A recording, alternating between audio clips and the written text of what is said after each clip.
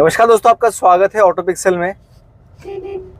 अभी परसों की ये न्यूज़ आई है और बहुत ही सैड न्यूज़ है हम सबके लिए कि भारत के असली रत्न मिस्टर रतन टाटा सर की मृत्यु हो गई है 86 वर्ष की उम्र में। और हम सबको ये चीज़ मालूम है और पूरे देश के लिए बहुत बड़ी क्षति है और शायद बहुत सारे लोगों के लिए, इवन पूरे इंडिया के लिए, वो एक बहुत बड़े रोल मॉडल थे। जिस तरह की स्ट्रैटेजीज़ उन्होंने अपने बिजनेस को खड़ा करने में लगाई और जिस तरह की चीज़ें उन लोगों ने अपनी कंपनीज को बड़ा करा, और सबसे बड़ी बात है कि जितना भी पैसा उन लोगों ने कमाया उसका 66% हिस्सा उन्होंने टाटा ट्रस्ट के थ्रू हमेशा दान किया। अलग अलग चीज़ों में उसको लगाया, रिसर्च में, मेडिकल सेवाओं में, इलाज में। जितने भी गरीब लोग हैं, कैंसर के उन लोगों ने हॉस्पिटल्स बनवाए जो कि फ्री हैं।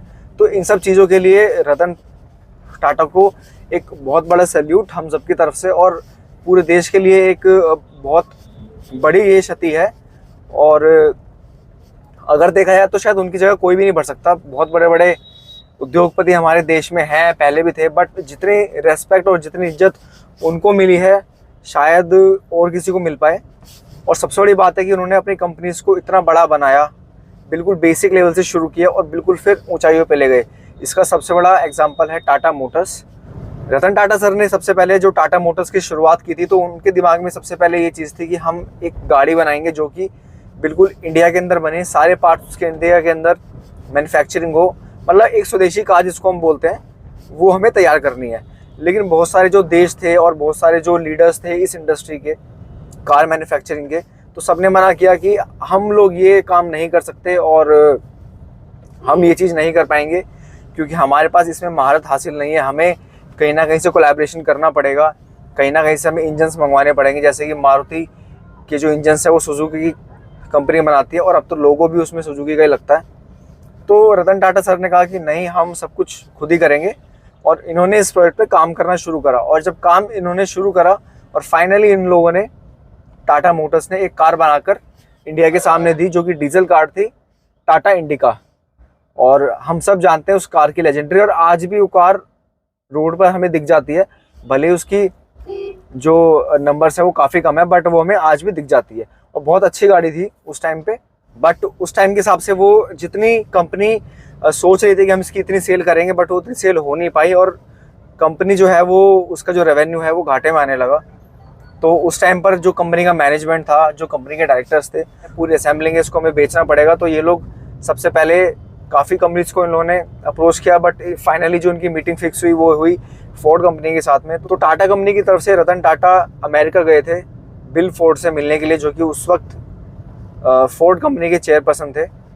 तो वहाँ पर मीटिंग हुई और मीटिंग होने के बाद जो बिल फोर्ड ने सारी मोरल वैल्यूज़ को हटाते हुए, साइड करते हुए रतन टाटा सर की बेइज्जती करी और उन्होंने ये बोला कि जब आप इस धंधे के बारे में कुछ नहीं जानते और इस बिज़नेस के बारे में आपको नॉलेज नहीं है, तो आप इस बिज़नेस के अंदर आए क्यों हो।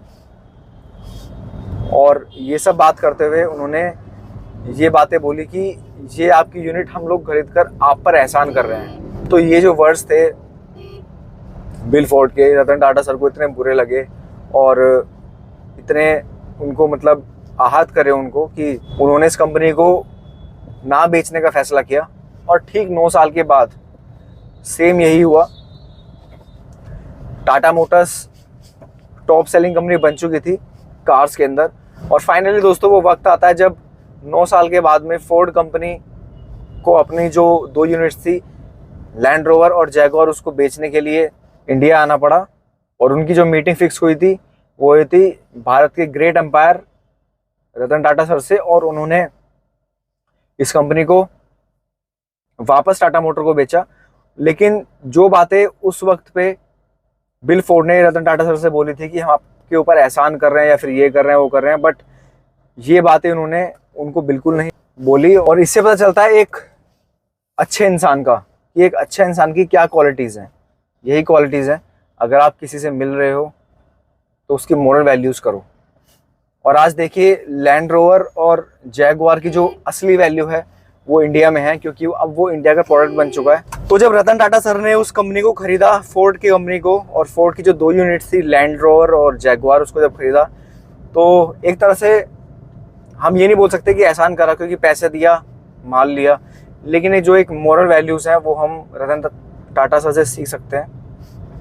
उन्होंने उस कंपनी की इज्जत भी करी, उसको बनाया भी, उसको बढ़ाया भी, और आज आप देख सकते हैं कि जैगुआर की और लैंड रोवर की कितनी अच्छी वैल्यू है, सिर्फ और सिर्फ एक ट्रस्ट और एक नाम जो था रतन टाटा, और जिसके दम पर ये जो सारी की सारी स्टोरीज थी, जिसके दम पर उन्होंने कंपनी को बनाया और इतने आगे, इतनी ऊंचाइयों पर लेके गए।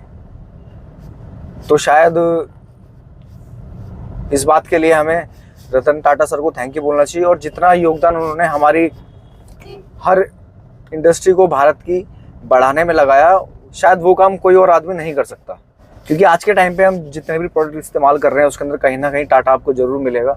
नमक, चाय, गाड़ियाँ, एसी, जितनी भी डेली कंज्यूमरेबल थिंग्स हैं या जितनी भी चीज़ें हैं जो हम डेली में इस्तेमाल करते हैं, खाने में, पीने में, घूमने में, होटल्स, हर जगह आपको टाटा मिलेगा।